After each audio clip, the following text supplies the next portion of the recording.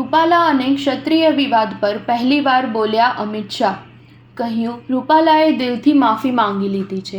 ગત ચૂંટણી કરતાં પણ વધુ લીડથી ગુજરાતની તમામ બેઠક જીતીશું. ગત 22 માર્ચે વાલ્મીકી સમાજના એક કાર્યક્રમમાં રાજકોટ લોકસભા સીટના ભાજપ ઉમેદવાર પુરુષોત્તમ રૂપાલાએ વિવાદાસ્પદ ટિપ્પણી કરી હતી. ત્યારબાદ ક્ષત્રિયો દ્વારા આ નિવેદનનો રાજ્યભરમાં વિરોધ કરવામાં આવ્યો હતો અને ટિકિટ રદ કરવાની માંગ કરવામાં આવી રહી છે. જોકે ટિકિટ રદ ન કરતા ક્ષત્રિયો હવે 19 એપ્રિલે બેઠક કરી આગામી રણનીતિ ઘડવાની તૈયારીઓમાં છે. આ ઘટનાક્રમ વચ્ચે આજે કેન્દ્રીય ગૃહમંત્રી અમિત શાહે ક્ષત્રિયો દ્વારા રૂપાલાનો કરવામાં આવતા વિરોધ અંગે નિવેદન આપ્યું છે. એક ખાનગી ટીવી ચેનલ સાથે વાત કરતા અમિત શાહે જણાવ્યું કે જ્યાં સુધી ક્ષત્રિયોની નારાજગીનો સવાલ છે ત્યાં સુધી રૂપાલાએ દિલથી માફી માંગી લીધી છે.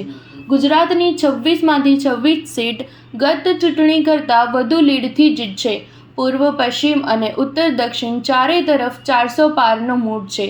ઉલ્લેખનીય છે કે ગાંધીનગર લોકસભા બેઠકના ભાજપના ઉમેદવાર અને કેન્દ્રીય ગૃહમંત્રી અમિત શાહ 19 એપ્રિલના રોજ ઉમેદવારી ફોર્મ ભરવા જવાના છે. તે પહેલાં 18 એપ્રિલના રોજ ગાંધીનગર લોકસભા હેઠળ આવતા સાણંદ એપીએમસી સર્કલ ખાતેથી મેગા રેલી યોજી ચૂંટણી પ્રચારના શ્રી ગણેશ કર્યા હતા.